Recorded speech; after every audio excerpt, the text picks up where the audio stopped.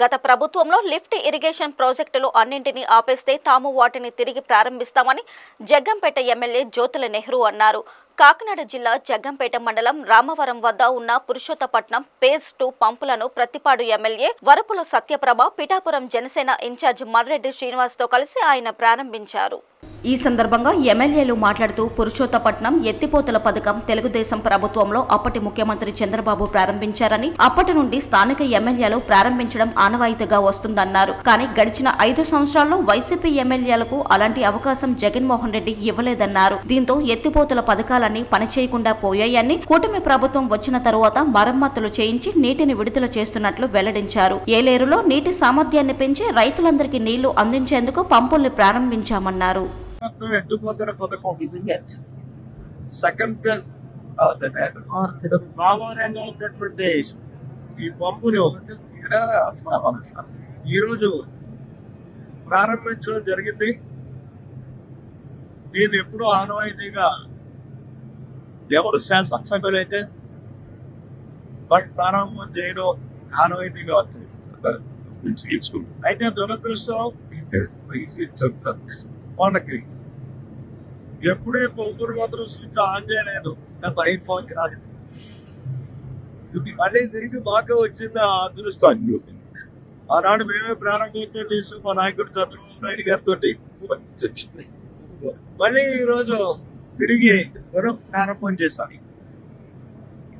సచిబాబు గారు కానీ ప్రతిపక్ష నియోజకవర్గం నుంచి మరి అలాగే పిఠాపురం నియోజకవర్గం పవన్ కళ్యాణ్ గారు మరి ఆయన రావాలి. కానీ ఆయనకున్నటువంటి పని ఒత్తిడి మీ అందరికీ తెలుసు. ఆ కారణంగా మరి అక్కడ ఇన్ఛార్జ్ అయినటువంటి శ్రీనివాస్ గారు రావడం జరిగింది. ఒక్కరూ కలిసి ఇవాళ ఈ బొమ్మలు ప్రారంభోత్సవం చేయడం అవుతారు.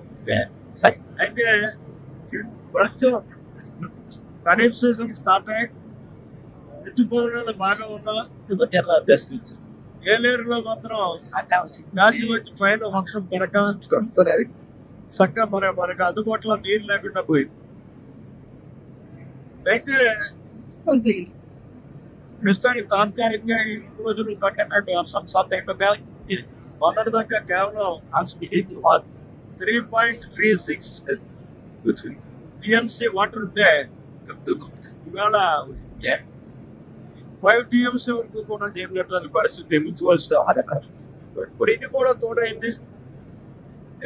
తోడవడం వల్ల ఈ సీజన్కి మనకి ఇబ్బంది లేకుండా అటు విశాఖపట్నం అంతా కానీ ఎందుకంటే ఏలూరు ఆయకట్టుకి పరిపూర్ణంగా నీరు తీసుకోవడానికి కానీ ఇబ్బంది లేనటువంటి పరిస్థితుల్లో మాత్రం కనిపించగలరు ధైర్యం ఉంటాయి. ఏమాత్రం వర్షం పై క్యాచ్మెంట్ పడుతుందని అనుకున్న ఇదిలో క్యాచ్మెంట్ నీరు వస్తే మాత్రం ఎప్పుడు పడలేదు.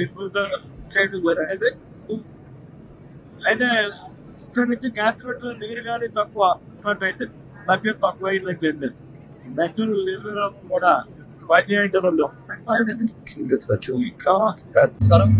పెద్దలు జ్యోతుల నెహ్రూ గారు చెప్పినట్టుగా గత 15 రోజులుగా వర్షాభావ పరిస్థితుల వల్ల కొంత టెన్షన్ అయితే లేవు ఉంది. మొత్తం మీద ఈ రోజున పంపులు ఆన్ చేయడం చాలా ఆనందదాయకంగా ఉంది.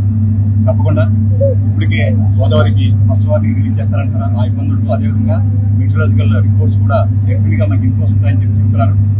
పిఠాపురానికి కేవలం ఏలేరే జీవనాధారం, అది ఏకైక ఆధారం.